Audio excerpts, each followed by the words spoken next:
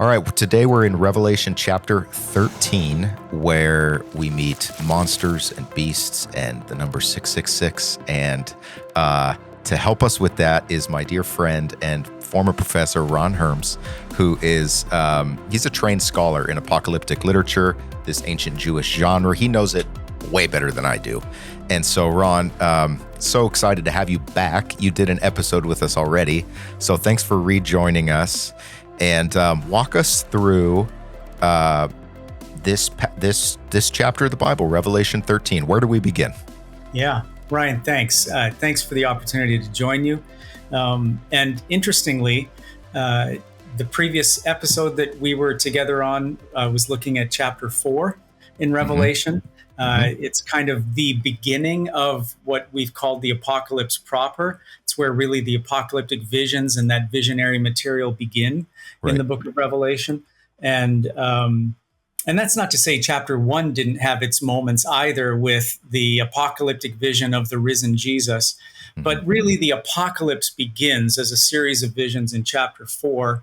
And many of the themes that we talked about in that episode on chapter 4 are picked up and unpacked in chapters 12 and 13. So I think the first thing I'd want to say about chapter 13 is that it's really important to be aware of chapter 12 as background, where there was an apocalyptic description of the birth of Jesus at the beginning of chapter 12, which is interesting because I think if you ask people who are somewhat familiar with the New Testament, how many birth narratives are there in the New Testament? They'll typically say 2, but Revelation gives us a third.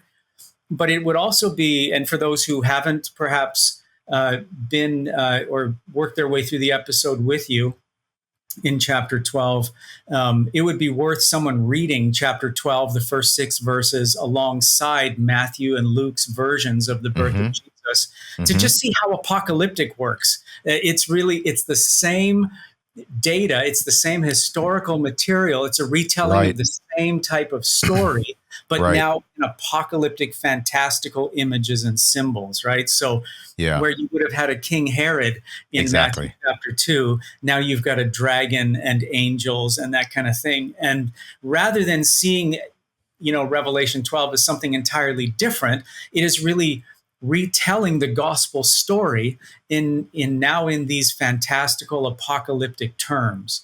It's maybe the way we might say, taking a movie that you might watch at home on a 32-inch television in front of you, and then taking that same thing into an IMAX theater, and the exploding sound and the surrounding images create a completely different experience.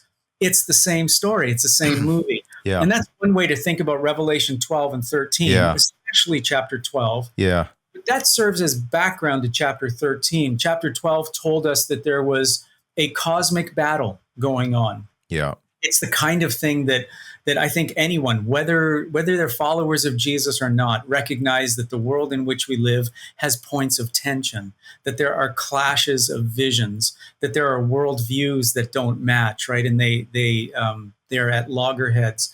But the author of Revelation's explanation of that is that there are forces of evil that are dead set against God's good work in the world and the work that his people are invited to share. That's what chapter 12 is all about. So if you get to the end of chapter 12 and you're a late first century Christian in Asia Minor, and you're thinking to yourself, well, thank you, John, but, I know what the dragon and the devil is, and I know that I'm supposed to be a faithful witness for the kingdom of Jesus. But what does that look like in my everyday life?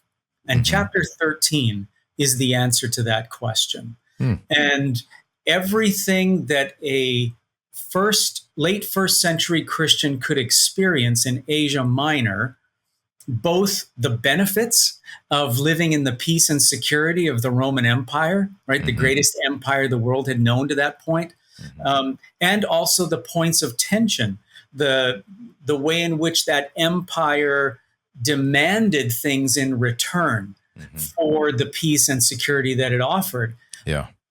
John attempts to explain how it is and why it is Christians in the first century experienced those tensions. And he does it by telling them a story of two beastly figures. Mm-hmm. He calls them a beast from the sea, and or the abyss, and we can unpack that a little bit when we go. But I'm giving a larger snapshot here. The two beasts are the beast from the sea, animated by the dragon. So the beast is animated by evil power. Mm-hmm. And then the second beast is a beast from the land. And all the way back from Genesis 1 forward, we know that this general division of the created order is land and sea for humans and animals and plants. Mm-hmm. And so this is an all-encompassing vision. It includes sea and land. Mm-hmm. And the two beasts, the two beastly figures, make the kinds of moves and take the kinds of actions that affect the everyday lives of the people who are following Jesus in the first century. And I should actually broaden that. They impact the lives of all people in the late first century in Asia Minor, but specifically there's a point of intersection for followers of Jesus. Yeah. And perhaps toward the end of our episode, we might want to ask the question, so what are the beastly powers in our day, right, that are at loggerheads with our commitments or our allegiance as followers of Jesus? Right. So we're going to get there, but in broad strokes, that's what chapter 13 is about. And can I interject a question real quick, Ron? To come back to the image you used, sort of like the 32-inch screen at home, and then there's the iMac blown up, sound effects. At a couple points in each of the synoptic gospels, Mark 13, Matthew 24, Luke 21, I think, Jesus turns into this mode. Yes. And can you talk about, I know this is a bit of a detour, but in what way is Jesus an apocalyptic seer or prophet? How does that relate to the other teaching material in the synoptic gospels? Mm-hmm. How would Jesus' own ministry affiliate with the type of extended apocalyptic vision presented here in the book of Revelation? How does that shake out for you? Yeah, such a great question. The word apocalyptic in popular usage can mean all kinds of things. Any bad news. The word literally just means, a surprise. And a surprise can be a good or a bad surprise. But an apocalypse is an unveiling by surprise. And Jesus also steps into the mode at times of an apocalyptic prophet, someone who is announcing the inbreaking of God's kingdom. And, what's interesting, this is true of the book of Revelation at the level of genre or at the level of literature, but it's also true for Jesus as a person in sort of the early Jewish context of the first century under Roman rule. Yeah.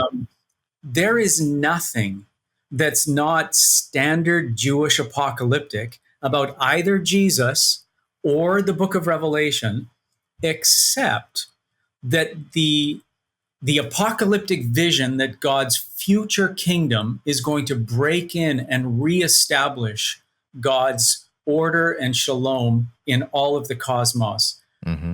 In the common Jewish understanding, that is an anticipated, a yet to be expected event. Mm-hmm.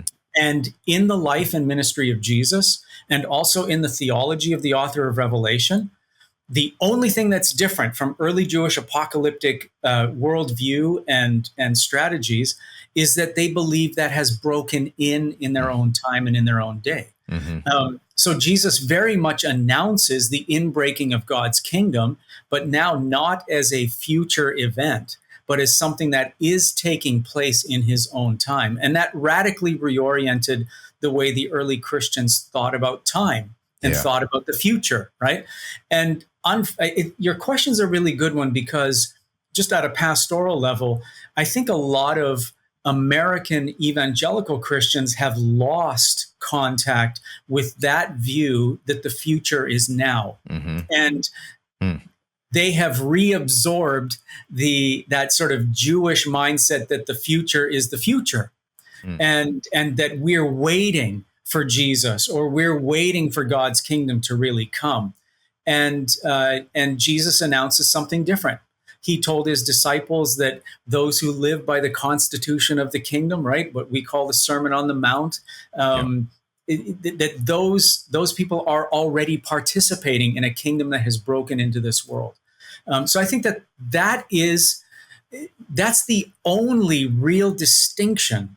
Now, it's an incredibly important one, as you know, Ryan, and it would lead ultimately to followers of Jesus and their Jewish brothers and sisters parting ways and seeing the world very differently.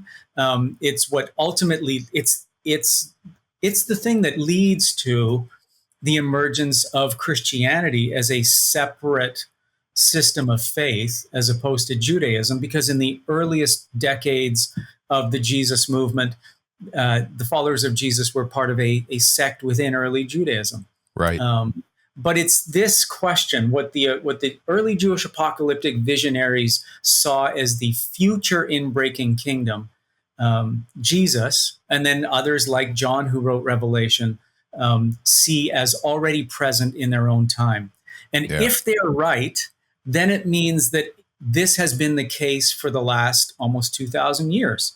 Right. That future has already broken into the present. And I think, so to tie this all back to Revelation 13, why, and in a moment we're going to unpack, why does John call out political systems, rulers, social structures? He seems to challenge the legitimacy of the very elements of the social fabric that give peace and security to most people in Asia Minor. And he's going to tell the Christians in Asia Minor, these structures are animated by the dragon. These structures are ultimately, we could say, devilish or evil in intent. These are structures that are actually destroying and killing life, not giving it, right? Even though, and this is where propaganda comes in, right? The empire says peace and security, says, do things our way and nobody's going to get hurt and everybody's going to be better off. Yeah. And in chapter 13, John says, let me show you what the empire is really all about. Yeah. And I think everyone who's listening and tracking with us now can probably tell that we're going to have to do some translating. Like, it's one thing to say, what did the text mean in its own context? Yeah. And then we have to do the interpretive work to say, if John was exposing the empire in his own day, what is this passage, what is this chapter of Revelation exposing in our own day? Yeah. Wow, that's a little bit of an extended response, but that's where the apocalyptic modes of thinking, the ways of speaking, the fantastical language is all consistent with early Jewish practice. Yeah. And the one point of departure is the belief that the kingdom of God has actually broken in. Wow. Because I think a lot of Christians would, good church going, love the Bible people, read Revelation, you're like, no, I just want to go back to Jesus. Yeah. But as if this is aloof from Jesus's own worldview and his own way of speaking, and and to see how those integrate at a much closer level, I think is really refreshing. It helps the Bible feel like a cohesive word, right, instead of being kind of split off into no-go zones. And can I just say, I think a really great example, which is not in the three overtly apocalyptic gospel texts that you mentioned, but a good example of apocalyptic Jesus is when he says, do not think I have come to bring peace. I have come to bring the sword. Yeah. Now, that requires just a moment to unpack. Jesus is not militaristic in sort of a this worldly sense, but what his claim is that as the bearer and the embodiment of God's peace, which brought healing and wholeness to those on the margins, that kind of effort always, and the Hebrew Bible prophets are first class exemplars of this, that kind of effort to bring peace always brings pushback, right? So Jesus doesn't say, I come with a sword and I'm going to just fight everybody. What he says is, I come with God's peace, God's shalom, and that triggers a violent response.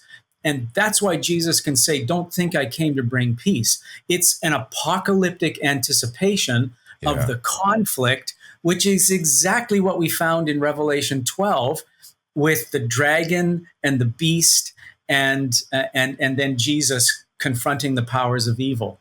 So yeah, that's important, I think, to say. Yeah, thank you. That's really helpful.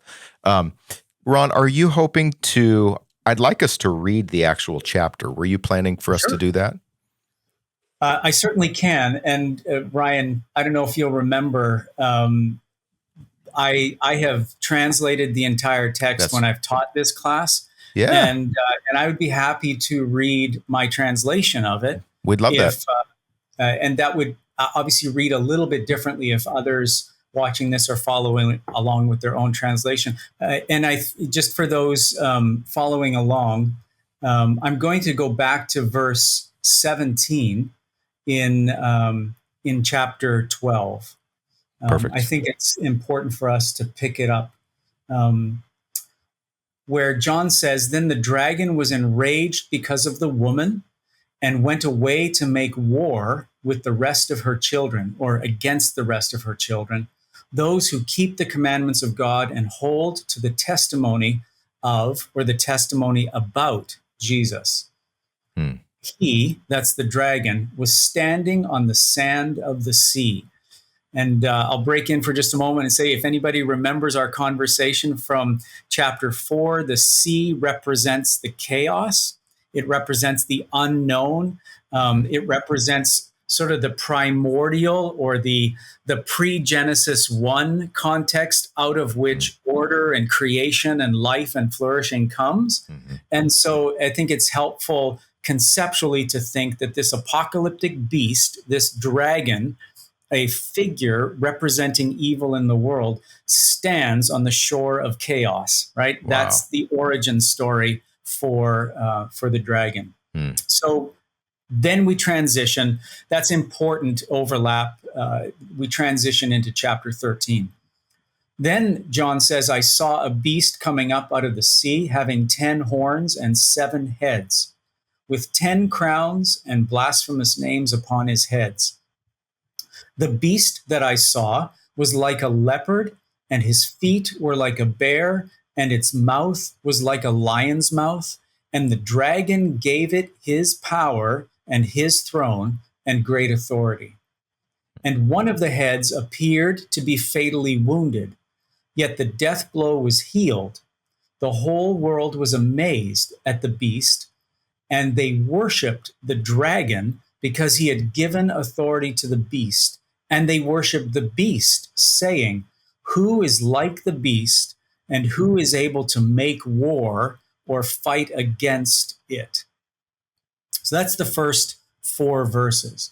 Yeah. Wow. One of the things that I think would be important to point out, and in some ways, I don't think there's any other way to do this than simply to say this first and then try to demonstrate it after. This first beast is a representation of Roman imperial power. It's not necessarily specific to one emperor, although at the end of chapter 13, we're going to discover that John did have one in mind as a particularly twisted or evil version of the Roman ruler. But this beast that the dragon has given its power and authority to is a political entity. And one of the things that we can point readers to is Daniel chapter 7, which is another apocalyptic text in the Hebrew Bible prophets, where a succession of world kingdoms or empires are described in beastly terms. And what's interesting is that the 4 beasts that are paraded in succession in Daniel 7 include a leopard, a bear, a lion, and then the 4th one is not given a specific animal designation. It's simply described as the most terrifying of all. Yeah, okay. And at the time that the book of Daniel was written, those four kingdoms would have been understood to be the Babylonian and the Persian and the Median and the Greek kingdoms. And Daniel, the apocalyptic prophet, was clearly writing from the perspective of the fourth of the Greek kingdom. And because that was his context, it's obviously why it's the most terrifying, right? Yeah. But now, some 300 years later, the author of Revelation is describing a new world power that was not on the scene yet when the book of Daniel was composed, or when Daniel 7 was composed. Yeah. So what the author of Revelation does, and if there's time, we can talk about this kind of interesting creative strategy, is John doesn't just quote the Bible. He doesn't just read from Daniel 7. He actually takes elements of Daniel 7 and transforms them or recycles them into a new vision. And he has now taken Daniel 7 and said bits and pieces of all four of those kingdoms are now collected and gain even more evil power in the latest iteration of beastly kingdoms, and that's the Roman Empire. So I have a question, Ron. Yeah. From the perspective of John, is the argument that like politics as such are evil, kingdoms as such are evil, or they have within them the elements that always grow toward the evil when they become monomaniacal or whatever? Or like, for example, before Rome switched from a republic to an empire, would John have seen it in beastly terms? Or it's just another kingdom out there in the world, but it's when the quest for empire really kicks in and they're gobbling up other nations and so forth, that's when it takes on the beastly? Or is it, because I think a lot of Christians kind of take a sort of an anti-political, quietist angle. Is that a correct reading? Is it against empire or against politics? Or help me understand that. Yeah, it's an excellent question. I think it's important to say that this is a polemic. This is a fight, a rhetorical fight against empire. But and so it's not politics, because if one of the things we have to come to terms with is that Jesus and then the author of Revelation and others after him use political language and political symbols to describe the realm where God is in charge, right? The realm where God's flourishing is extended to all people. And I think there is a way that, at least in a modern political science sense, we can recognize that the term politics can in and of itself be relatively neutral, in that it simply can encapsulate all human dealings in which we attempt to construct societies. I think John's critique and the critique of the Hebrew Bible prophets would be that there's a certain point of growth, there's a certain point of development or evolution in the rise of what eventually becomes an empire, where it formally takes on those empirical characteristics.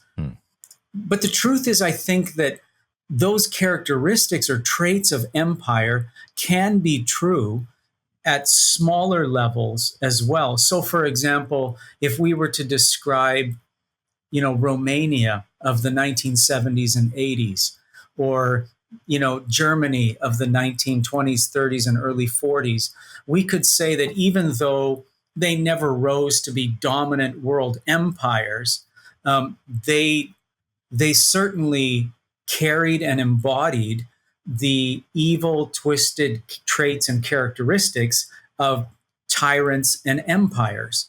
So I think it's important to recognize that politics more broadly is not necessarily a bad thing, because it simply is. It's the way we organize. It's the way in which humans live together. But what John is clearly he's clearly living in a context where he's identified the successor to the Babylonians and the Medo-Persians and the Greeks. And for him now, Rome is the terrifying, kaleidoscopic beast that takes everything into its self, and its insatiable desire for more and more rips people's lives and communities up. Do you think, Ron, because like from the perspective of the Hebrew prophets who see the people of Israel as central to God's plan for the world, Yeah. it seems like they don't have a beef with Babylon as such until Babylon impinges on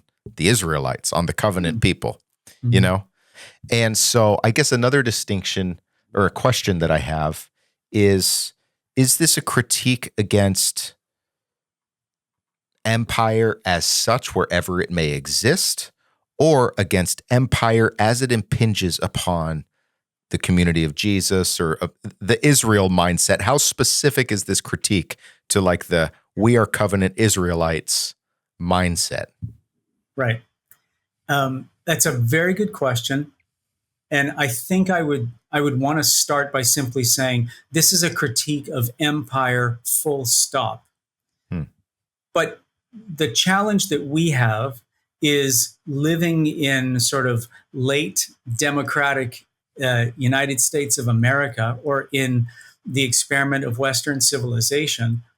Our perspective is just different. You and I still have sort of the relative freedom and anonymity to talk about these things.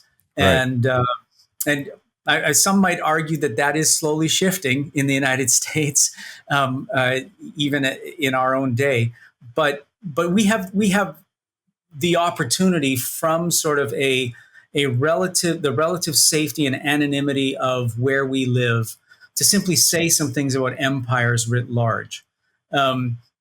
John doesn't have that luxury, right? The Christians in Asia Minor don't have that luxury. For them to take on board this anti-empire perspective means probably to do their own livelihoods and their own sense of security some harm. In some cases, some significant harm, right? If you or I criticize a modern nation today, or we say we find empire traits in, fill in the blank. Most people today would say that the greatest empire in the world is the United States of America. But we can say those things and there aren't immediate implications. But that would not have been the case. Which could be I've heard that as one of the reasons why the apocalyptic genre existed. It was a way of speaking in code that allowed people to kind of fly under the censors. I really like listening to resistance literature. And it's deliberately cryptic out of protection. That is a common argument, and I would not subscribe to that. Why not? Because I think if you look at it, there's a couple of places, but the most prominent is in Revelation 21, where John talks about Jesus saying, "Behold, I'm going to make all things new," and the city is pure and holy, this new Jerusalem, and outside the city is where all evil and wickedness resides. Mm-hmm. And then he has a list of what stays outside the city. And number one on the list, of all the evil things that you or I could come up with, his number one is cowardice. So the literature can't be cowardly. Yeah. So it would be the height of irony if he were writing in code and then saying, by the way, it's the cowards that are really the bad guys here, right? That's a good point. So, and I think if you think back to the letters to, or the messages to the seven churches, there are well-connected people in at least some of those cities that John calls out. And then if you go all the way back to chapter 1, he says that he's in exile for the sake of the gospel, right? Mm-hmm. And there are different arguments as to what that might mean, whether that's self-imposed exile or whether he kind of got dragged off, and the text just doesn't tell us. But nevertheless, I don't think any of that kind of evidence suggests that this is a guy who's trying to fly under the radar in that sense. And I think one of it's our lack of familiarity with apocalyptic, especially in Jewish contexts. And so even though this is written to churches in Asia Minor, we would want to remember that the earliest Christian missionary strategy was to begin in contexts of Judaism, whether that was in synagogues proper or in gatherings of God-fearers. The book of Acts describes a variety of different ways in which Christian mission begins in those centers. So at least some of the participants in these Christian communities would actually have been Jewish and would have been very familiar with the Hebrew Bible as we know it. So for all of those reasons, I don't think that he's trying to cover his tracks. I think apocalyptic is definitely a resistance literature. It's literature that would resonate. But I think this is to use a different metaphor or image. I think he's dropping tracts from the sky, honestly. I think he's dropping pamphlets, and he's quite obvious about, the things that he says. And we'll get into this when we look at the details of chapter 13, especially at the end when we look at the number 666. There's nothing hidden. There's nothing coded. It only sounds like code to us because we don't live in the late first century in Asia Minor. But they would have been absolutely patently transparent to his audiences that he is naming the imperial machine. He's naming the emperor, and he's calling them out as being animated by the dragon, which is the source of all evil. Wow. I don't do that when I'm in the. He's tying the emperor to Satan, is what he's doing. Yeah. You know what? I'm going to start incorporating that into my preaching. I think that'll preach great. Awesome. Okay. Do you want to take us a few more verses? Well, you know what? I think one of the things right in verse 4 there. So we talked a little bit about how in verses 2 and 3, reading Daniel 7 helps us understand this collage beast, right? That somehow this Roman Empire, represented by the emperor, gathers up all of the traditions of evil and terror that Daniel's beasts generated in Daniel 7. And then in verse 4, who is able to make war or to fight against it? It's this idea that this is like universal power. And this is the question for the people of God. Can you fight against this kind of thing? Now, John is going to suggest a form of fighting. If we were to think back to chapter 12, he would say, and he would use the language of fighting and conquering, that the children of the woman, those are the followers of Jesus, they overcame the dragon through the blood of the Lamb, that's the sacrifice of Jesus, and the word of their testimony. So in actual reality for John, it is possible to fight the beast.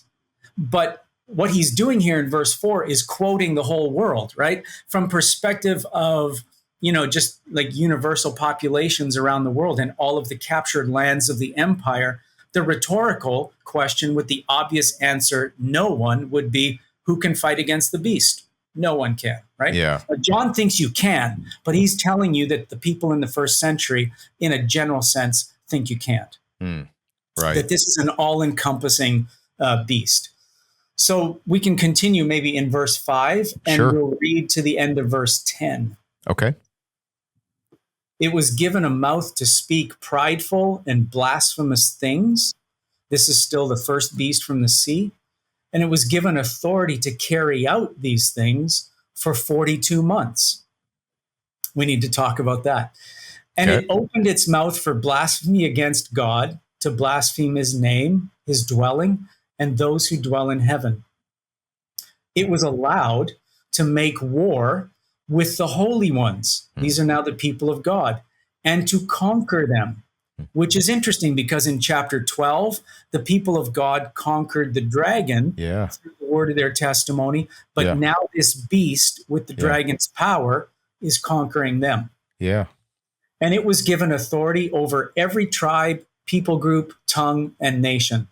So all the inhabitants of the earth will worship it, everyone whose name is not written in the Lamb's book of life, the one who was slaughtered from the creation of the world.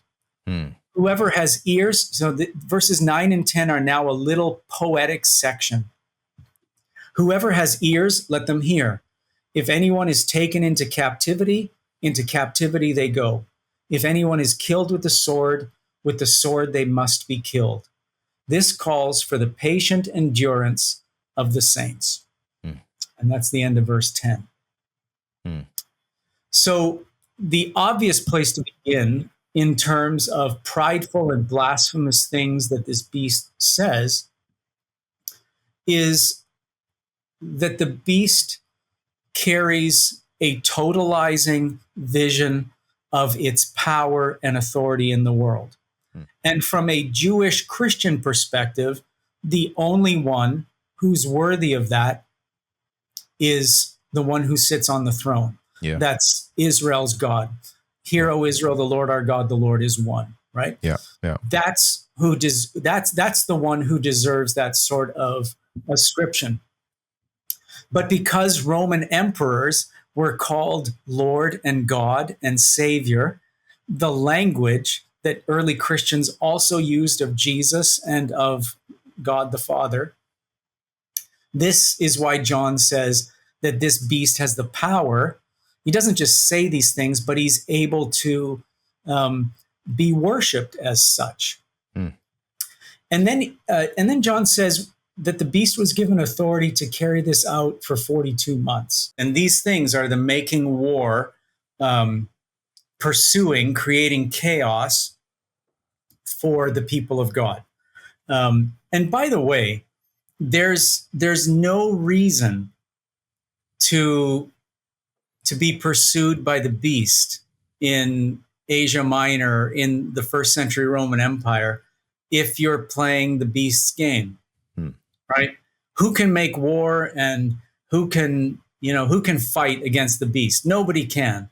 So keep your head down, play along, and you're going to be fine. Yeah.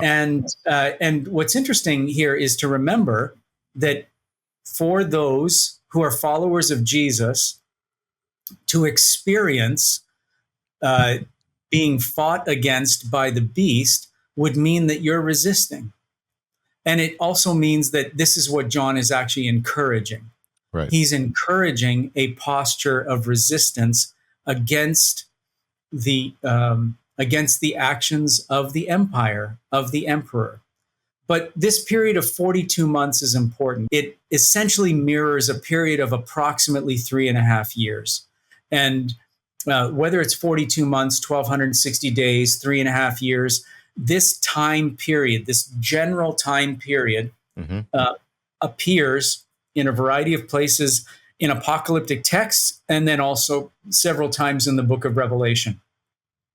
And the reason for that, I think, can be explained both as an apocalyptic convention and as a pretty secure historical reality. Let's start with the apocalyptic convention. Okay. This idea that the perfection of time, or the perfection in a numeric sense, would be 7 or 7 years. Mm-hmm. And 3.5, which is almost exactly half of 7, is essentially a way of saying, unlike the completeness and fullness and fully orbed satisfaction of 7, 3.5 is truncated or cut off or limited, right? Mm-hmm. So as an apocalyptic symbol, the period of 3.5 years or 42 months is intended to be a pastorally sensitive apocalyptic device that says to the hearers, this hard time, this tribulation being fought against by the beast that has dragon's power will not last forever. Right? There is a limitation that, and if this beast appears to have cosmic power, then the only figure in all of creation that can limit that power is the one who sits on the throne, is the God of all creation, right? So, as a theological statement, this wants to say the power of empires is always limited, is always cut short, is always brought up short by God's ultimate rule of justice. Praise God. As a historical reality, though, and this ties into the blasphemous and prideful things, the ultimate exemplar of blasphemy in the Jewish tradition were the actions of Antiochus IV, the Seleucid king, whose nickname was Epiphanes, manifest or glorious one. That's what he called himself, right? And for 3.5 years, his incursion, and you'll know this as a historian, his incursion into the not just Jerusalem but into the temple precinct suspended the sacrifices, as Daniel 8 tells us, for 2,300 evenings and mornings, right? So evening and morning, that was the order of the sacrificial system in the temple, twice a day, and creation accounts are modeled on that as well, right? God creates on a day, evening and morning, it was good, right? Yeah. And that evening morning routine appears again in Daniel 8, where we're told in more detail that Antiochus Epiphanes cuts off sacrifices for essentially 3.5 years. Wow. But what is it that happens to Antiochus ultimately? Antiochus is ultimately a worm-riddled, disease-riddled, pathetic, dead king. He ends up like every other earthly tyrant or ruler. And that's what's behind 42 months, right? This is not code for some end time sequence. This is a theological conviction that God is the ruler of the universe, that beasts will be given power by the dragon for a time or a season. They will make war against God's faithful people, and there will be captivity, as that little poetic section says. There will be people taken by the sword or killed by the sword, but in the end, that power is limited. And if we want to remind ourselves, in chapter 2, there was at least one person, right, who was named Antipas as my faithful witness because he was martyred. So Antipas in chapter 2 is actually an example of what John is describing here in chapter 13, that when the beast makes war, people do get hurt. And when empires lash out, when empires flex their muscles, people do get hurt, right? And especially if you resist, if you speak a word of justice, if you speak a word of peace, if you speak a word of healing or wholeness, and the empire flexes its muscles, people get hurt. So that's essentially the message of the first half of chapter 13, is for Christians in Asia Minor to make sense of the reality of their world and the choice that John is giving them. They have to know that the propaganda of peace and security offered by the empire is actually a facade that covers up a beastly death machine that is making war on them. Wow. That's profound. Yeah. That's profound. It's the kind of thing to sit with. I mean, this isn't light stuff. It's not. No. In fact, Ron, I was looking back through the notes from the class that I took from you 17, 18 years ago.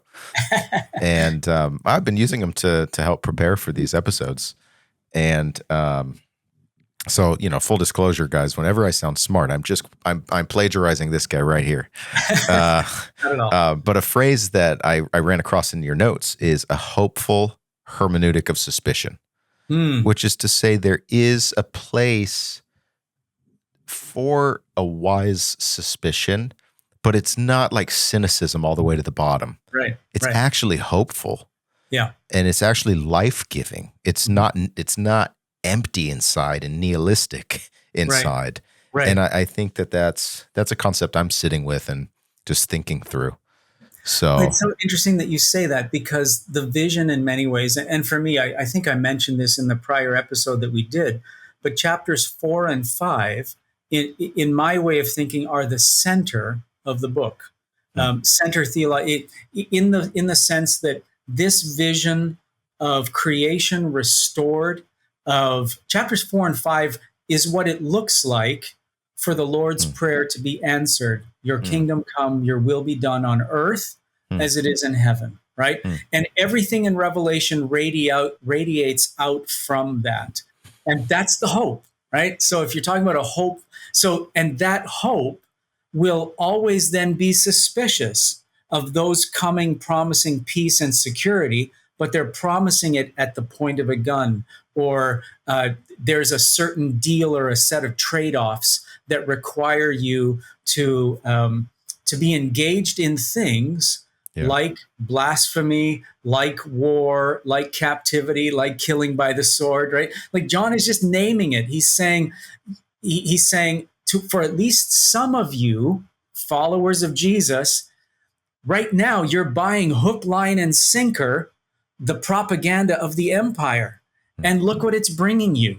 It's death and destruction, right? Even as it promises peace and security. So that's the beast from the sea. So if we were to, again, bigger picture, chapters 12 and 13, what's the dragon's strategy for making war against God and the people of God? First, he sends the beast from the sea, from the abyss, from chaos and disorder. And that looks like a political entity that has empirical aspirations.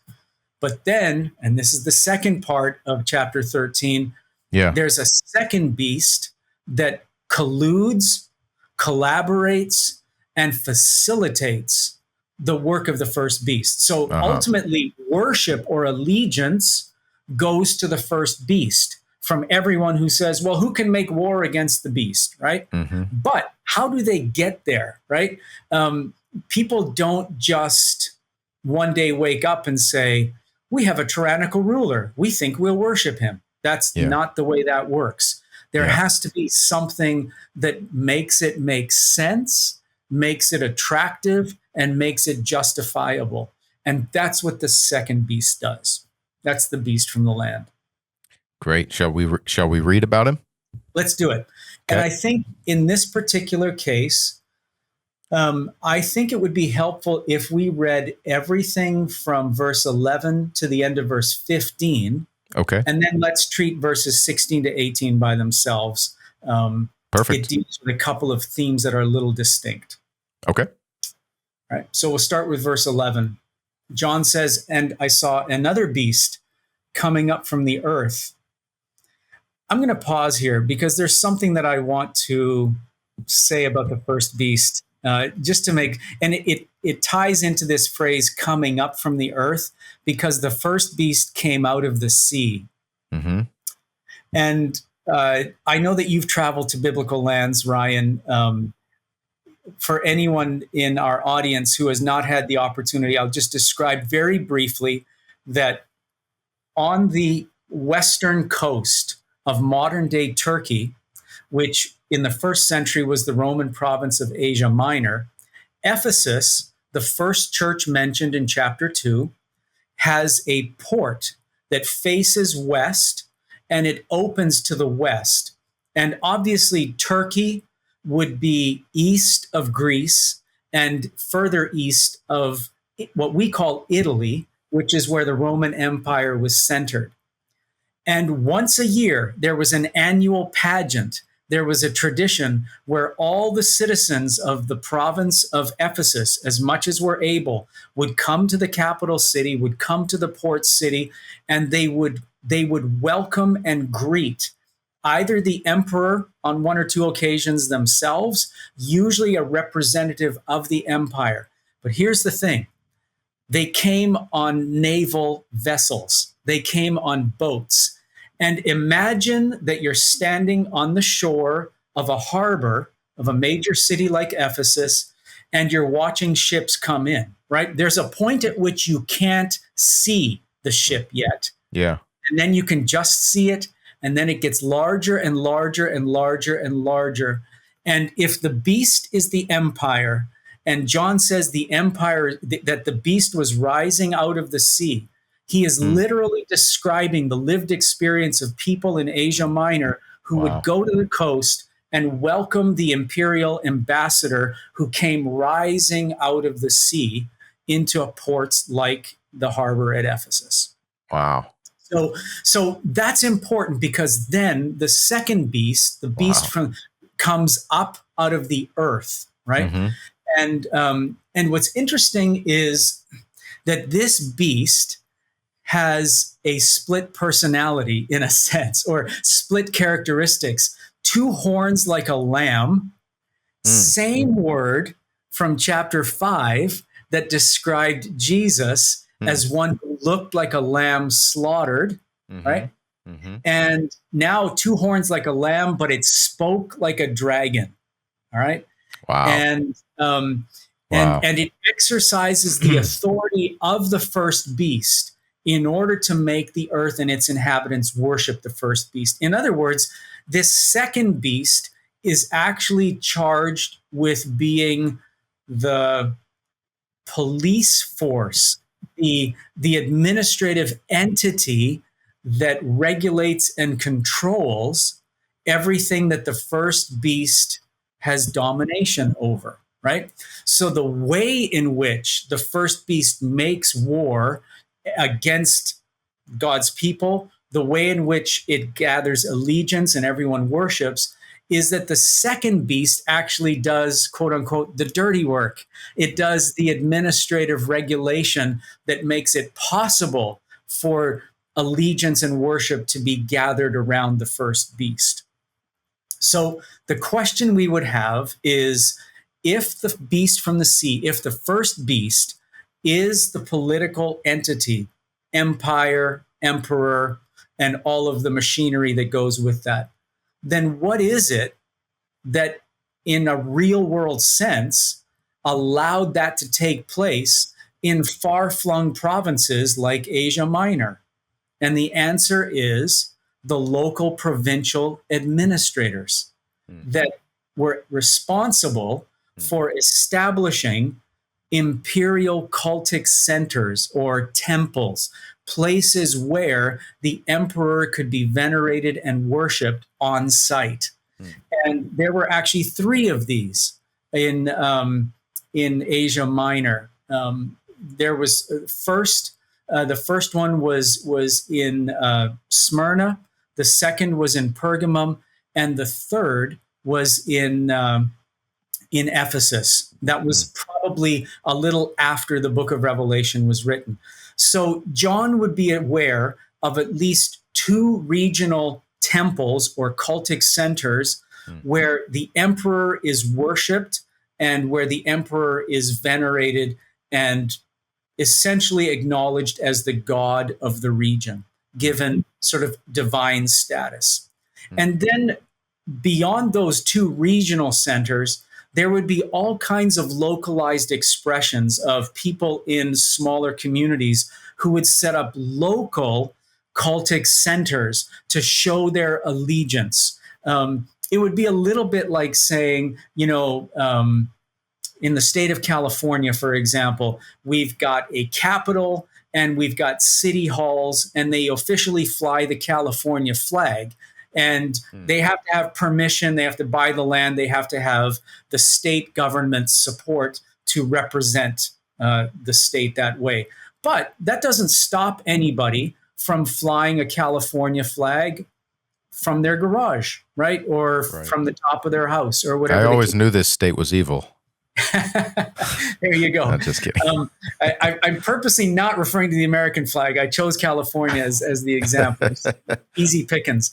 But the point simply is that this beast from the land is an apocalyptic symbol that stands for the provincial administrators and also the religious priests and priestesses that made worship of the emperor possible. Yeah. So someone in our day might say, what are you talking about, worshiping a person or worshiping an emperor? What would that even look like, right? And one of the things we have to remind ourselves is that there were all sorts of deities in the ancient world, in the Roman pantheon of gods, many of them taken over from Greek mythology, but the Romans had their own as well. And And then the emperor became sort of a divine figure that was also worthy of worship. So some of the images that will be supplemented to this to our conversation today, Yeah, I've got them on my phone here. Yeah, include some images that kind of relate to the work of either these local administrators or the priests and priestesses that kind of carried out this work. So let's perhaps finish reading the text. I think I kind of broke in there after verse 11. Oh, okay. Yep. Or after verse 12. Because it also says in verse 13, and the second beast will perform great signs, even making fire fall from heaven to earth right in front of people. It will deceive the inhabitants of the earth through the signs it is able to perform before the beast, telling the inhabitants of the earth to make an image of the beast, the one that was wounded by the sword yet lived. The second beast was permitted to animate or to give breath to the image of the first beast so that the image could speak and to cause all who do not worship the image of the beast to be killed. All right, so there's some things going on here that we want to unpack. There are two images that I have sent along for this conversation that are sort of there's a rounded temple view that overlooks, it's from the Acropolis in Pergamum, and it's a picture of the temple in honor of the Emperor Trajan. Wow. And that particular, so if you see the picture that has the semicircular wall that looks like it overlooks a cliff area, I took that picture standing up behind what was at one time that temple in Pergamum. And then if you look at a picture that has the torso of a Roman soldier, that picture, I walked around to the front side and set into that semicircular area was an image of the emperor. That's actually the body of the emperor. I see. And he is dressed in that particular image, I think, in traditional Roman military garb. There were traditionally three ways that the emperor was shown. One was as a soldier, one was as a senator, and one was as a citizen, right? And this is the one as a soldier. But those two images give you an idea of an actual temple with an actual icon or statue in which you could see or look at the image of the emperor and offer allegiance, right? Or perhaps even pay tribute, give some money, whatever the case might be. Now, the other thing about that picture with the temple, you can see that it overlooks the valley. The village, today's village of Bergama, which is modern day Pergamum, Pergamum, the residents of Pergamum would look almost 1,000 feet up onto the Acropolis, and they would see the temple in honor of the emperor. And then right beside, they would see the temple in honor of Zeus. So the emperor is seated with Zeus on the Acropolis. And you can go up there, obviously, to visit the temple, to venerate or to bring allegiance. But you can also see it from, everyone in the valley would be able, all the inhabitants of the region would be able to see the emperor is up there and he's sitting right beside Zeus. Here's the thing about the temple in honor of Zeus. Zeus temples throughout the ancient world had incense and fire being burnt all day, 24/7. One of the roles of the priests of Zeus was to keep that fire going. So imagine on any given night, right, where you can look up to the Acropolis and you can see the emperor's temple and you can see Zeus and the fire of Zeus burning, right? And then you can do so under the stars, which in the ancient world, the movement of the stars represented the astrological version of the various gods of the Roman and Greek pantheons. So in the evening sky, you're looking at the emperor, at Zeus, and all the gods surrounding them, right? I mean, think about like the power that's centralized in that image. Wow. So the administrators, the priests and priestesses who keep all of this machinery, this temple activity going, are essentially facilitating. That's why I use the word that they're colluding, collaborating, and facilitating with the worship of the first beast. Now, there's a couple of specific things. The text that we read talk about performing great signs and possibly even making the image speak. All right. So let me just say a quick word about performing signs. There is one picture that I've shared with us in this conversation of a plutonium. Yeah, I have it. Yep. Yeah, a plutonium, and this is in Ephesus specifically, but a plutonium was a site consecrated to the god Pluto, who was the god of the underworld and of the nether regions. Or another way to say that is the god of the abyss, right? And I'm going to use an example here to show you how magic or miraculous signs could be used to convince a general population to give allegiance to a particular deity. This plutonium was actually built over a shaft of methane and nitrate gas. And probably through trial and error, the humans who eventually built this temple over this area would have figured out that there were some noxious, even lethal gases just underneath the surface. And one of the examples of magic in ancient temple ritual at this plutonium was that people would bring live animals as offering to the deity. The priest would take it, and actually in the picture that I shared, they would put, whether it's a sheep or whatever it is, they would put the animal into the opening, and animal would then start to walk down a tunnel. And what the people on the outside didn't know, but what the priests and administrators of that site did know, is that the gases would asphyxiate the animal. But then someone would crawl in and, holding their breath or doing whatever they needed to do to avoid the same fate, they would bring out the animal and show that the god had accepted the life of the animal.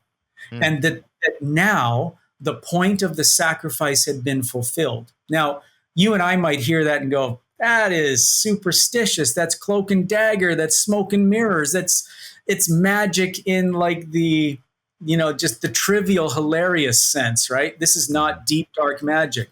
The point was not to be supernatural or authentically magical. The point was to gain allegiance.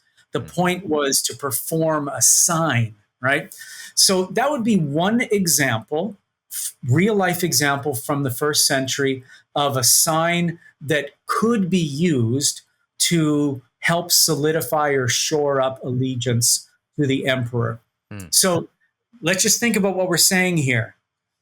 Magic tricks are being used to secure religious allegiance for the purpose of political gain or political power, right? And the people along the way who are being duped or tricked, or perhaps are going along for their own reasons of peace and safety and security, they're being used as pawns in the empire's game, right? So let me say one more thing, and I do want to pay attention to our time. But the second beast in verse 15 was also permitted to animate an image. The Greek word there is eikon, which means a statue, or it's where we get the word icon from. And earlier we saw the picture of the eikon of the Roman emperor in his temple. But there are three pictures that I've shared with you that show another temple. This was a temple down below in the valley, again in the Pergamum region, but this was the temple of Artemis, and eventually there were other buildings built over it. So the pictures actually that I've shared with you show some overlay of different eras and different buildings, but it is the site originally of the Temple of Artemis. And one of the things, the reason I've given you three pictures is I believe there's one image that's kind of a front view that shows you the temple area if you're just walking into that area. Mm-hmm. But then there's a second picture where my friend Mark Wilson, you can only see him from the waist up because he's standing in what looks like a pit. Mm-hmm. In other words, if you were standing at the entrance and looking forward to this altar area, you would only see the top half of a man standing in there, right? And that picture of my friend Mark is taken from behind, from what would have been behind the altar. Mm-hmm. The third picture is a little tunnel that goes under and allows a person, likely a priest, to crawl in there. And so now, with those three images, try to imagine this scenario. Worshippers come into the temple. They call out to the goddess Artemis, and they ask her for a variety of things, including healing and other things. I want you to imagine that there's smoke and fire and music playing, and suddenly a voice out of nowhere animates the statue of Artemis because a priest has crawled under, or a priestess has crawled under, and is now shouting out in the voice of the god and speaking in response to the people who have come to pay allegiance. Wow. So again, what I've done here is just given you two real life, real world examples of the way in which the second beast, the beast from the land, which are human beings, these are administrators, politicians, local officials, priests, priestesses. These are all people involved in the machinery of temples and especially the imperial court. And they would often use great signs. You and I might call them magic tricks or sleight of hand, but they would use these different strategies to gain the allegiance and to impress the masses, right? One of the interesting things about that, Ryan, and this might be discussion for later on, but a lot of people look at the way in which politics are carried out in our world today. Not limited to the United States, in the Western world and around the world. And when you think about the role of propaganda or impressive actions or performative things that people do and say, these are all modern ways that politicians try to gain a following and gain allegiance, right? Political parties do it, individual politicians do it, grassroots movements do it as well. So it's not foreign to human experience. But what John knows is the first century in Asia Minor. And what he is saying to the faithful followers of Jesus in the seven churches is, this is an apocalypse. I'm taking the lid off the pot. I'm pulling the curtain back. I am showing you what's actually going on. The emperor is not impressive like you think he is. These local officials are not powerful like you think they are. These controlling families, these landowners, these people are not all that they're cracked up to be. And so that's the first 5 verses of this second half of chapter 13. John is telling us the political machine gets its power from the dragon, but its allegiance is actually facilitated by an economic and religious machine at the local level. I'll pause there. We've got one section of chapter 13 left, but you may have like a follow-up question. No, I'm just soaking it in, and I'm also channeling my 19-year-old self who was like first just like dude, this is really, I never heard anything like this. It's super helpful for me. What's this whole idea, Ron, about a sword wound but was alive? I think it was also maybe in the first part too. It had a fatal wound but had been healed. Yes. What's that whole riff about? Yeah, great question. What's interesting is that there are first century examples that we can point to, but people who read this text in a predictive way will also sometimes try to make a connection to contemporary events. Yeah, of course. So, for example, if someone survives an assassination attack, right? Right. Inevitably, that happens. I remember as a kid, Brian, I think I was 11 years old when Anwar Sadat Hmm. was the Egyptian president was Yeah. assassinated. Yeah. And I kid you not, in my evangelical context in Edmonton, Alberta, in Canada, there were evangelical Christians waiting for Anwar Sadat to rise from the dead because they were convinced that because Oh. he was trying to make peace with Israel, that he was the Oh. Antichrist. Oh. And Yeah. in their futuristic reading of Revelation, the Antichrist needed to have a death wound and then rise from the dead, right? Yeah. But Yeah. in this chapter, and where this actually comes from, is that the first beast has these 10 horns and 7 heads. Yeah. And for just a moment, we can pause to say that just like a beast is an apocalyptic symbol for an empire or a tyrannical nation, Yeah. a head is a king, Yeah. and a horn is a general or a sub ruler, Hmm. right? Okay. Which is why sometimes, as we know, in especially in empires in dictatorial environments, sometimes a rogue general will rise up and Right. become the new dictator, right? So, Right. Right. without going into the details of who the 10 horns or the 7 heads might have been, one of these heads, one of these rulers, appears to have a death wound, appears to die, Hmm. and then is said to come to life.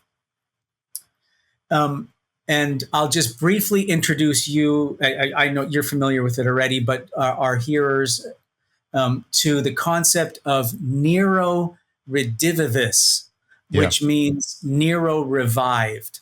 There was a common belief, a mythological belief, but I mean, there's also worship of the emperor. So there was this belief that when Nero died, that he was coming back from the dead, and the great fear was that he would come back from the dead with an army of 200 million soldiers from the Far East, right? Hmm. What civilized Romans would have called the barbarian regions, right? Mm-hmm. Mm-hmm. You think of the Lord of the Rings, where Aragorn goes into the mountain, and the army of the dead souls, right? Or that almost dead army, he grabs them and he comes back out of the mountain to make war.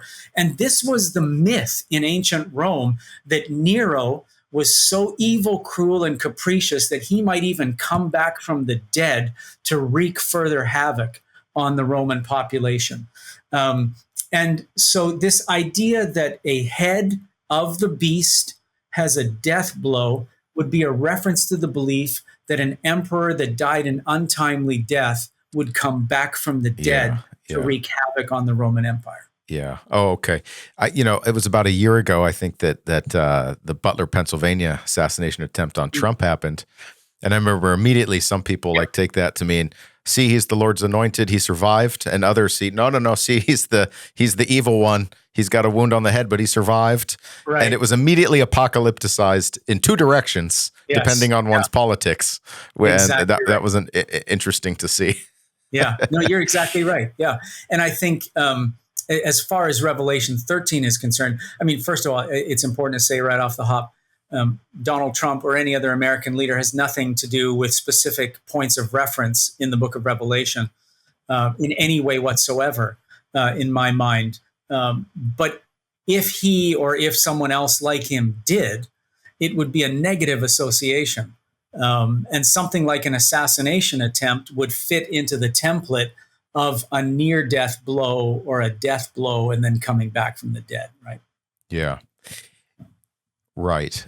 And I've also heard, I think I was just reading up for this episode, that also maybe it could refer to not Nero's death, but the fallout for the Roman Empire in the year 69 with rapid succession Yes. of four. I mean, it seems like four this emperors. whole system is tottering. Maybe it's Yes. going to implode. Of course, that's right at the climax of the war against the Jews in the East. Mhm. And ultimately, the general out there is the guy who comes back, takes the big prize. His son Titus does it. So, but that, you know, it's also it's a blow, a wound to the whole system. Yeah. But it seems to recover and then just, you know, thunder on. And the Vespasian, or what do they call that dynasty? The what's the name of Vespasian's dynasty? Do you remember off the top of your head? Oh, well, you had the Flavians. Flavian. It's the Flavian dynasty. That's right. Mm-hmm. Yeah. And I think there were three of them. So yeah, that's right. So Vespasian would have been the father. Yep. Titus would have been the older brother, and Domitian was the younger brother. Right. And Vespasian was the one who then calmed the empire after the year of the four emperors. There were successive assassinations. Right. And then in 69, he rules until 79. And then when he dies, his son Titus takes over, but rules for less than 2 years. And then the younger brother Domitian takes over from 81 to 96. And some people have suggested, it's not proven, that Domitian was actually involved in his brother's demise. But at any rate, in 69 is the transition from the Claudian dynasty, of which Nero was really the last, and then the Flavian, which is started by Vespasian. Was Domitian part of the military expedition against the Jews in the East? No, his brother Titus was the general who comes back. So actually, the father Vespasian was the original general that gets sent out there in 66, but they meet a great deal of resistance. He has to send back for reinforcements, and that includes his son Titus. And then you get the year of the four emperors. So Vespasian is actually called back to Rome. The war is not finished, right? And they're meeting heavy resistance by the Jewish people. And so Vespasian goes back, and it's his son Titus who ultimately takes Jerusalem, destroys the temple, surrounds and besieges Masada, which was the last place they went. And then in 73, Titus comes back in triumphal entry to Rome, having conquered these faraway lands. And if you go to Rome today, you can see the Titus Arch. It's not a Vespasian arch, it's the Titus Arch, right? And the irony of this, this would be like, Ryan, if the United States declared war on Barbados. And great victory. Way to go. After 4 grim years, there was a parade in Washington, D.C. Look at us, the conquering heroes. We took out the Barbados, right? I mean, it's not an exact equivalent, but it's that kind of underwhelming sort of military victory, which nonetheless became what solidified the Vespasian or the Flavian family's dynasty as the new Roman emperor family. So, sorry, go ahead. No, you please. I was just going to say, it's all fascinating because these are the kinds of political machinations. I think there's no way for us to know which names John might have listed if he had been interested to do so. But I have no doubt that he had names for all 10 horns and all 7 heads. And what's interesting is since, in modern scholarship, scholars have come up with different charts and tried to guess, because there were more than 7 Roman emperors, but they tried to guess like which ones were important or which ones would John, because he wants to end up with a number 7. So which ones did he pick? And there's no way to know that. But what we do know is that Nero was the most infamous, cruel, and capricious of the Roman emperors in the first century. And he's the one that had the mythology of the possibility of rising from the dead or recovering from a death wound. And that's the imagery that's here in chapter 13. Okay. So whether or not the author is specifically thinking of Nero, he's basically saying this system these rulers, these dynasties were tottering, as you said, they were about to be toppled, and they recover, right? Mm-hmm. So this is about the recovery of the political machinery of the Roman Empire. That makes good sense. And I That think, makes good sense. The question is going to be, so what? Like, honestly, I could imagine someone listening to this and saying, well, we're 15 verses through chapter 13, and this is cool and it's fun historical stuff, but like, what really is the point? Mm-hmm. Like, why is this such an existential issue for John? Mm-hmm. Why is this life and death? And I think verses 16 to 18 actually help us make sense of that, and then will allow us to make some applications. Sure. So yeah, let's read the final section here. Verse 16. This is it. It will force all. In other words, the beast. Which beast is that? That is the second beast that animated the image of the first beast, Mm-hmm. and then killed anybody who wouldn't worship the first beast. Mm-hmm. And that subject continues. This second beast, and again, this makes sense, right? If the second beast are the localized, provincial, regional rulers and administrators, they're the ones who would actually carry out the justice of the empire, right? Mm-hmm. The emperor himself is not going to come and put his sword through you, right? These are the people on the ground. Yeah. So the second beast will force everyone, small and great. That means unimportant and marginalized, as well as important and centered people, the rich and the poor, the free and the slaves, to be given a mark on their right hand or on their forehead, so that no one will be able to buy or sell except those who have the mark, the name of the beast or the number of his name. And then verse 18, here is wisdom. And some translations say insight, or discernment. What it is really is it's an invitation to solve the riddle, to solve the puzzle. Okay. The one with understanding calculate. Literally, the word means figure out the number of the beast. For it is the number of a human being, and his number is 666. So a moment ago, Ryan, I said that we have to answer the so what question. You got the first beast from the sea, you got the second beast on the land, the forced or involuntary worship. But what's the point, right? Why is this such a big deal? And the big deal is economic. I mean, at the end of the day, all of us, everyone has to eat something, sleep somewhere, and be able to survive, right? At the very lowest levels of subsistence. We obviously want to do better than that. We want to thrive. And we can talk about Maslow's hierarchy of needs and how we want to get beyond the basic human, but everybody needs to survive. Everyone has to buy and sell.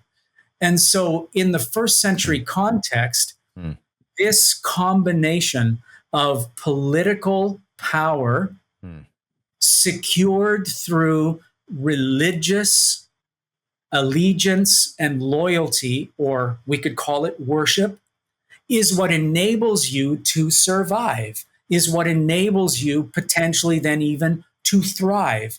So if you're someone on the margins of society and you're just going every day to find enough to eat for you and your family, or whether you're doing a little bit better than that and you're a merchant or an artisan or a craftsperson, and you have a profession, a craft that gives you a meaningful life and a livelihood and allows you to look after your family or your household. All of that is at stake. In other words, the best word that I can use for Revelation 13, John believes that the dragon's power exercised through the two beasts is totalizing. It requires everything of you. And that Right. includes your allegiance to a Lord and Savior. So there's a theological or a spiritual element to this, but it is tied to the economic element. Yeah. And earlier you made a very good point when you said, people want to not think about the politics. They just want to, move either to the abstract or the spiritual. And I think that this resonates with biblical theology throughout the scriptures as we have them. But the life of faith is not an abstract thing. It's not a detached, it's not a disembodied or disconnected way of thinking and being. It is tied to our economic and social and political lives. And these three verses make that absolutely clear. So, why is John doing all of this? Because he believes that at least some of the followers of Jesus in Asia Minor are actually doing business. They're colluding with the empire. They're making money, or they're surviving, or they're thriving because other people are being killed and crushed and maimed by the same empire, right? And John is saying it's not good enough to say, I'm just going to play nice as long as it doesn't hurt me. That the biblical vision for justice actually requires us to say, if this is evil, if this is tyrannical, if this is robbing and killing and stealing and destroying for some, then it's doing it to all of us, and we must resist. And John's way of resisting is to reject the economic credit card, so to speak, which is the beast's name or number. And what this reflects is a convention that would have been true in the big regional temples, as well as smaller localized cultic sites and temples, as well as everyday marketplaces. It could be a pop-up kind of a thing. You might walk in somewhere and the cost of doing business might mean swear allegiance to the emperor, give tribute to the empire, right? Show your allegiance in one way or another. If you want to do business, if you want to buy and sell, you have to have this. And so the name or the number of the beast is essentially the kind of token that someone in the ancient world would get. If they gave allegiance, you walk into a market, you get your hand stamped, or you get some kind of token. In some places, it might have been a white stone, which is interesting because one of the churches in chapters 2 and 3 is offered a white stone if they stay faithful. And people read that and go, what is the who wants a white stone, right? What's the big deal about that? The point is what it represented in that world, which was acceptance and status and entry and ability to buy and sell, right? Security. So is the idea that this stone or this token or whatever has 666 on it? Or how does what does 666 refer to, like, specifically, and how does it connect? How does it show up as a physical mark? Yeah. So the first thing to point out is that number and name are used interchangeably, right? Mm-hmm. The name of the beast or the number of his name. Before you go any further than that, you have to say, like, what is the number of a name? Right. And I know you've done a lot of work in ancient languages, ancient biblical languages, and you'll know that in alphabets like Hebrew and Aramaic and Greek and others as well, there are corresponding numbers to letters of the alphabet. Yeah. And this is something called gematria, and it's common in the ancient world to have, whether this was code or whether this was clever mathematics, you could write in numbers and leave a message behind, right? Yeah. Or you could decode someone's name, the letters of their name, with their corresponding numeric value, add up the letters and say, what's the numerical value of your name? So here's the fascinating thing. The number 666 is what the name Kaiser Neron adds up to. Caesar Nero. Now, you may have heard that I had an N sound at the end of that, because in many languages, not just biblical Greek, it's common to want to snap on a consonantal sound at the end of a word that would otherwise end with a vowel. Yeah. And the letter N, or the letter nu in Greek, has a value of 50. So when you add that final nu, that final N sound to Caesar Neron, the letters of that name and title literally add up to 666. Now, here's what's also fascinating, Ryan. And anybody can check this out listening to the episode. If you pick up a study Bible or you look in the margins of your Bible, you'll probably have a footnote, and it will say at the bottom of chapter 13, some manuscripts have the number 616, 616, not 666. Yeah. And what's interesting about that is if you just take off that final N and have Caesar Nero, it adds up to 616. And I think, so even though I think that the most likely number that was used is the 666, even that variant or that alternative manuscript reading alerts us to the fact that John is not just making things up and he's not predicting the future. He's literally doing the math on the name of the most infamous Roman emperor of the first century, Nero. Remember a few moments ago about whom there was a myth that he might even come back from the dead and launch another attack on the empire. So he is the ultimate boogeyman of first century Roman citizens. Wow. So let's turn, Ron, to application. So, like, what does this mean for? How do I look for this in my world? Right. What kinds of loyalties do I need to be aware of? How does this land in my own quest to be a disciple of Jesus? Yeah, that's such a great question, and I think we can probably take most of the points of reference in chapter 13 and ask ourselves, not is any of this predicted in our own day, but rather ask, are there examples of this kind of thing, not only throughout history, but now in our own day as well, right?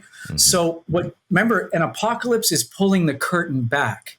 So what we want to say is, what we now know of what John believed about the Roman Empire and life in Asia Minor in the first century, and what politics and religion and economic thriving, all of that connected, what that looked like. Are there ways in our own world where this might be the case? Again, not that Revelation 13 is predicting anything. It is setting a template. It's exposing the way of the world. This is always the way systems that are tyrannical. This is always the way that empires that are breaking people down and communities down. This is always the way they work. So the application is to say, now that I know this about what John was attacking, and now that I can hear that he's not coding it, he's not being a coward, he's coming right out. And even down to the number of the name, he's pointing his finger at the emperor. The question would be, how can we now translate this into the systems of brokenness, into the excesses, into the propaganda and the empty and false promises of the world around us, the kinds of things that take people's lives captive? I don't know if every listener will appreciate me making this analogy, but just as an example of something being worth thinking about. The estimates that I've seen in the news over the last 2 or 3 days are that the Bezos-Sanchez wedding in Venice cost upwards of $50 million for 3 days. And when you think the Amazon guy, Jeff Bezos, Bezos, yeah. When you think about like the systemic poverty and the way in which, especially people in marginalized communities around the world, but we could start right here in our own backyard, the kinds of ways in which people worry, scrabble, right? The way they fight for every last shred of decency and resource, and then to live in a world with that kind of excess and even greater examples of excess. To think for a moment about, to reflect as another example of how much of the United States budget every year is spent on military weapons, is spent on what Dwight Eisenhower in the 1950s called the military industrial complex, right? So what is it that the Church of Jesus Christ is supposed to do in a world where there are weddings like that and where there are ordinances like whatever it costs to drop those 12, 30,000 ton bombs in Iraq a week and a half ago? What do followers of Jesus do in a world like that? John is inviting us, first of all, to name what is obviously excessive and what is obviously harming and killing many, many people around the world. And then he's inviting us to live in a different way. One of the things that let me ask a question. How does John help? Does John envision a world where there's any moral ambiguity, or where it's just like clearly that is of the beast and clearly that is not? There's a big bright line because, for example, I've been following what happened in the Middle East very closely, and I probably I would read that situation to say that taking out these nuclear capabilities, cost whatever it may, is actually preventing a Holocaust and a catastrophe on an enormous scale for the Jewish people. If these things get armed with intercontinental stuff, like I would actually see that as maybe resisting the beast, not an expression of the beast. Or is it possible that these are two warring beasts and they're both acting beastly in their own way?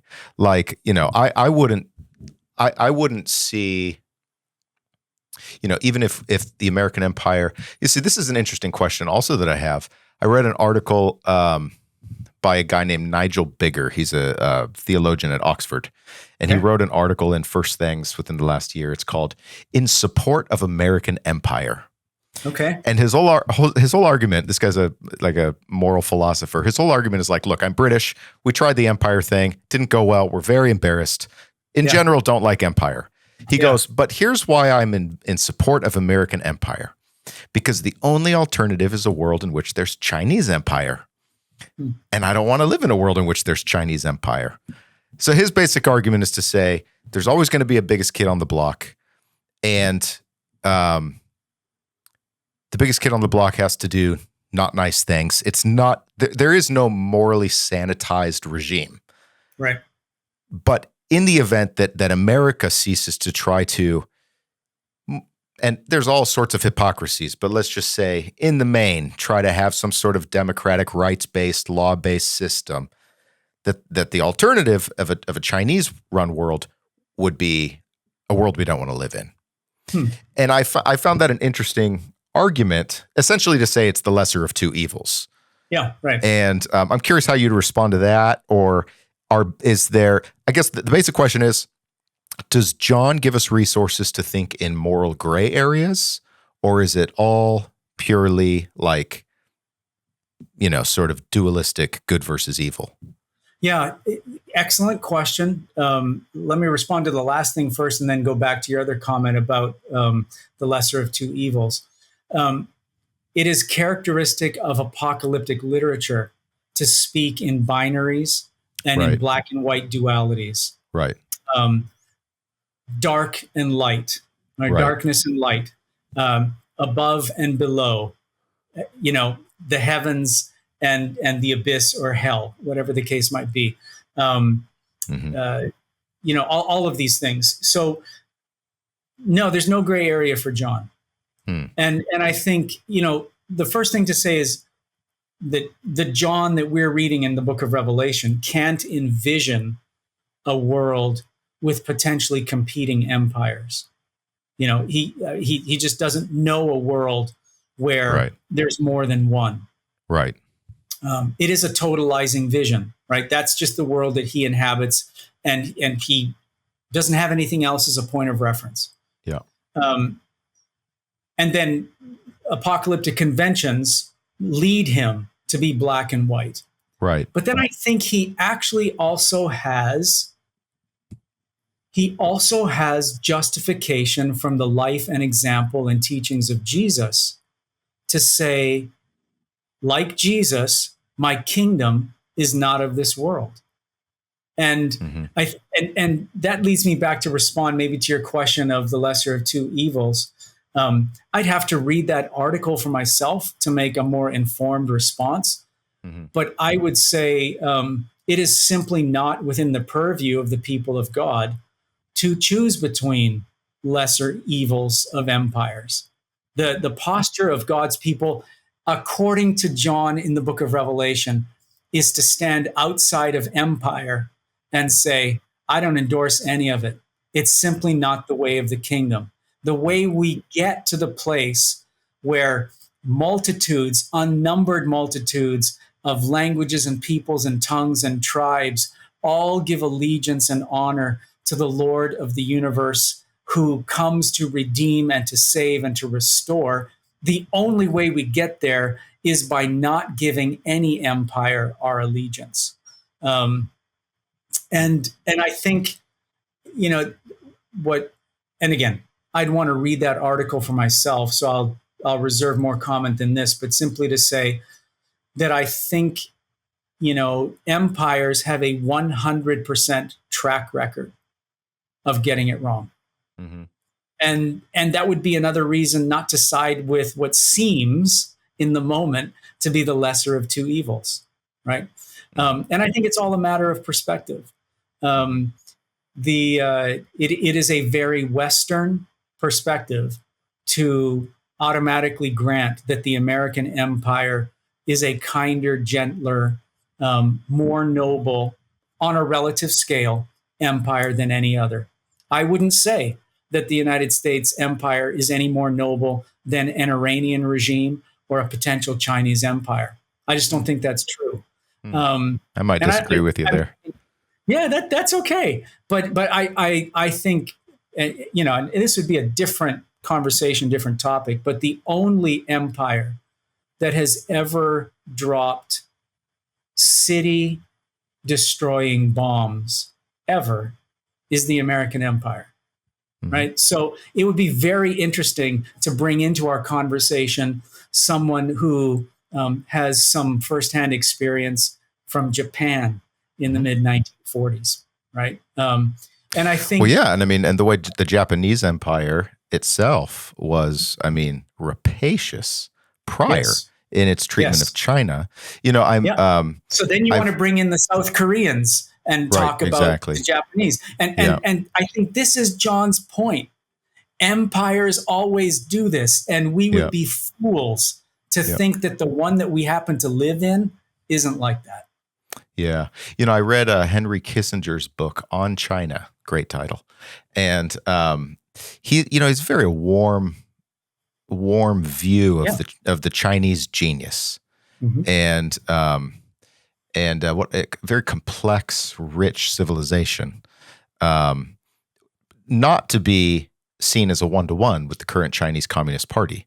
Like there's a much deeper tradition there, and but yeah, I guess I'm a creature that can't but see moral gray areas, and I feel like we live in a fallen world where very often we have to choose the least compromising option, but there's nothing purely sanitized, Because as you were describing the totalizing system, it sounds like John is setting up a sort of a binary where it's like, I have to be allegiant. If I'm allegiant to Jesus, I'm more or less committing suicide because I can't eat.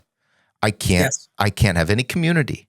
I can't do it's almost like a So call to a let me- separatist or? Yes. So let me just slightly qualify. The vision of the empire is totalizing, but the reality on the ground is hit and miss.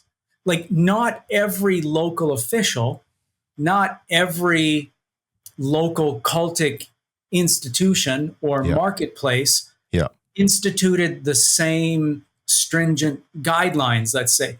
And even just a careful reading of the 7 messages to the 7 churches indicates that in a very, in a very small geographic area, there was a diverse range of Yeah. experience, even as it relates to what you or I might call persecution. Yeah. Or the reverse side of that, social acceptance and embeddedness. Yeah. Yeah. And I think you're right. It is a separatist vision. Yeah. And I think we might want to approach this differently in our own day, but if we are just looking at Revelation, then we have to say, if you had to summarize John's social posture Yeah. in one phrase, Revelation 18, verse 1, come out from Babylon. Right. That's it. Right. And he himself has done that to himself. He's exiled himself potentially, or he's out, Yes. he's removed himself. But it's like, if I were to take a thoroughgoing stance like that, well, I certainly can't have a Visa card because they invest in countries and companies that are non-kosher. Probably shouldn't wear any of my clothes because they've been made in places that are have unjust labor laws and so forth. I probably like it that we are so embedded in these things that to extricate yourself from them in a thoroughgoing fashion, or to resist in a thoroughgoing fashion, really means that is to become the consuming centerpiece of your life. Whereas I think more often we sort of selectively resist. Sure. And so I'm just trying to understand for my own life. And then I think we often, we resist according to whatever political tribe we happen to be part of. So we'll resist this whole sweep of non-biblical things, but we'll be cool with this whole sweep of non-biblical things, or vice versa. Mm-hmm. And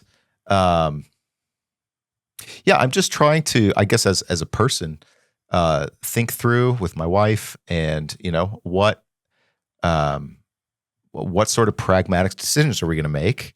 And in the church I serve at, how can we together make decisions that are faithful to this radical style of living? Right. And yet at certain level, the cognitive pressures of American pragmatism very much turn you to a results-driven sort of worldview, as opposed to the deeper spiritual dimension of things. So here's what's interesting. John can only, maybe he could have named more. He only names one martyr, Antipas, right? I think John thinks that every single follower of Jesus should be willing to follow Antipas and the martyrs. But I don't think he thinks that everyone will. Mm-hmm. In other words, the posture that John commends is to decide in advance that you recognize the tensions, and you're not running down the main street of Rome and running up the steps of the Senate and committing suicide, but you decide in advance, if and when the question of my allegiance is brought to me, I know where it stands. And I think, Ryan, the answer, you talk about all of the Visa cards, clothes, these types of things. I think the answer, there's several, but one is to be informed and aware. I think awareness is much better than ignorance. So these conversations are important, even if they can't change the everyday tone of our lives entirely. Yeah. But then secondly, the Jewish and Christian tradition of repentance and the reliance on the mercy of God is the factor here. So Daniel chapter 9 is the obvious example of an apocalyptic prophet who sees empire crushing people, but he also sees the complicity of the people of God, and he stands in the gap, so to speak, and he prays in the first person plural, right? Yeah. He doesn't say, God, forgive those Israelites. They're my people, but forgive them because they're the ones who actually did that stuff. He says, us, we. It's all first person plural pronouns. Yeah. So I think it's those kinds of postures, right? Being willing to self-correct when an apocalypse reveals, and it's an unveiling by surprise. We can faithfully live lives for a long time and then have an apocalyptic surprise and realize my allegiance to Jesus means I now have to change something. I didn't know this when I was 35. I didn't know this when I was 18, but I know it today. And so today is the day that I make a decision, right? And I don't think John expected every Christian in the churches in Asia Minor to be yanked out of their homes and to have their lives and families ripped apart. But I think he thought everyone should think it was possible and be willing to face that if that were the case. Yeah. So it's more about a posture and a commitment in advance than it is like some religious suicide. Yeah. Does that make sense? That makes perfect sense. Pre-deciding my allegiances. I think that's, and also I love the gloss of apocalypse as surprise. Yeah. And may God surprise us. May we be surprisable in our journey with Jesus. The theologian Robert Jensen says, it is the characteristic of a lover to surprise the beloved. And what we mean, amongst the things that we mean that Jesus is alive, is that he's still capable of surprises beyond our own foretelling. Amen. I think that a life of kingdom surprises, I'm in for that. Even if it's a very high cost, I'm in for that. Yeah. So absolutely. Ron, thank you for this. This has been hugely informing, rich, a true pleasure. Guys, if you listen to this, just know you got free tuition for like 2 hours. I took out loans to get this stuff, all right? So you guys all got that for free. So I hope it was helpful. And it's Ron, my pleasure. And I appreciate the work you're doing. I think conversations like this are exactly what help us to discern more effectively and be wiser in the world around us. And committed to God's justice. Absolutely. Amen. I am unable to fix the world. I'm unable to fix myself. I've come to that conclusion. So I'm glad to know that God is committed to putting all things to rights, because he is. That's the only one who can do it. Amen. So, well, Ron, blessings to you and Kathy, and friends, thanks for listening to the Deeper Bible podcast. If it's been helpful, drop us a line. Let us know. Let us know it was helpful. That's encouraging to us. Or give a shout out on your socials. Maybe people in your sphere might give us a listen. We'd appreciate that. And until next time, as the ancient rabbis always said, when they said farewell, they said, "Shalom, homies." So take care. Bye-bye.